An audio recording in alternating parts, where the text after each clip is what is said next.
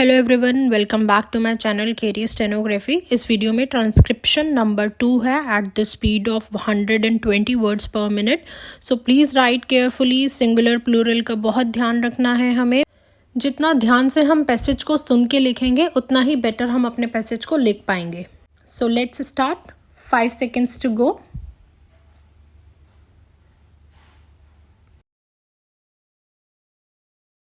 I should like now to make a few observations on the budget. This budget marks a turning point in the history of our country. It is no use attempting, as some of my friends have done, either to deprecate the budget very strongly or to suggest that we are not witnessing a new revolution in our methods of fiscal training and technique. I want it to be quite clearly pointed out to my friends that we are now facing the lean years of Indian finance. Hitherto, we had revenue surpluses which were a form of public saving and which were meant to be utilized for capital development. Hereafter, this form of revenue surplus would not be available. We have therefore to find out ways and means of implementing our great program of national reconstruction at minimum cost. My point is that the deficit on revenue account would be of the order of about rupees 19 to 20 crores.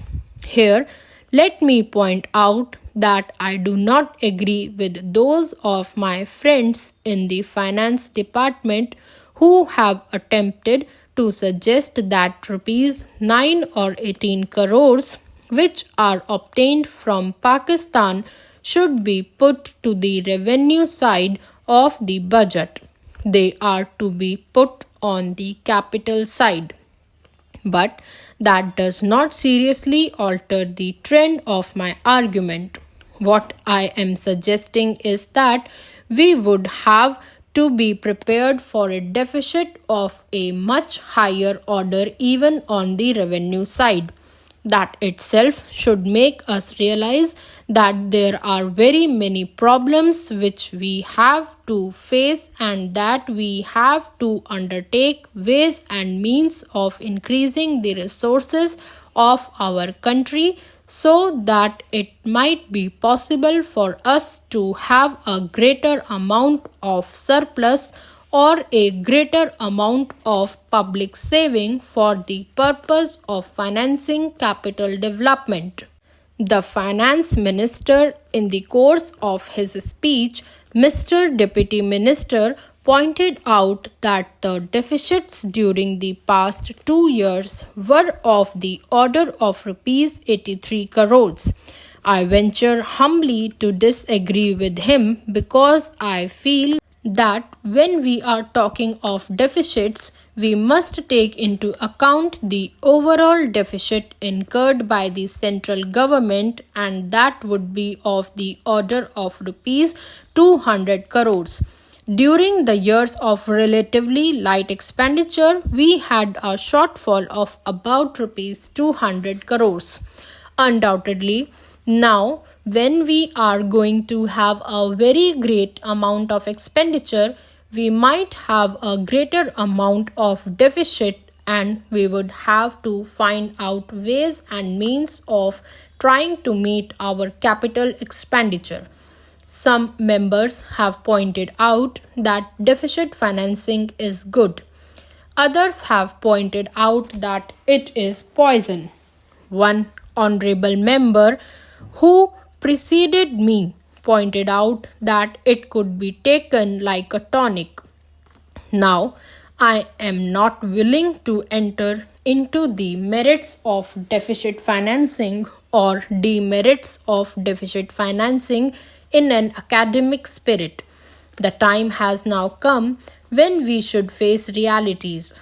I do suggest that we have to indulge in deficit financing because without indulging in deficit financing, it would not be possible for us to indulge in capital expenditure on such a large scale. But when we are talking of the scope of deficit financing, I would like to place before the House and the Finance Minister the two great limitations which face us. The first limitation that faces us is that concerning the internal price level. The Honorable, the Finance Minister, referred to the cost of living. He said that he was going to keep a watch over the cost of living so that it may not shoot up within a short period and make a mess of the plans of capital development. But there is another limitation which has also to be borne in mind, a limitation which has not received as much notice as it should have done in all the discussions that have taken place on deficit financing.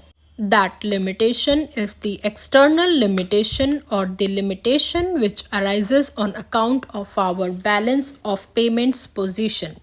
I think this is as important, Mr. Deputy Speaker, as the internal price level, and I should like to elaborate that particular point a bit more because I feel that a time will shortly arrive when we might have either to reconsider our policy or might even have to leave the sterling club of which we are a member.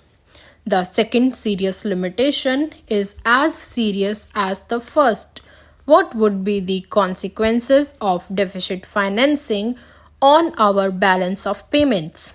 The Finance Minister, in his budget speech, points out that so far as the balance of payments position is concerned, they have now, whether it is by accident or design, a favorable balance, and they have contributed about Rs 63 crores to the dollar pool during the past 6 months.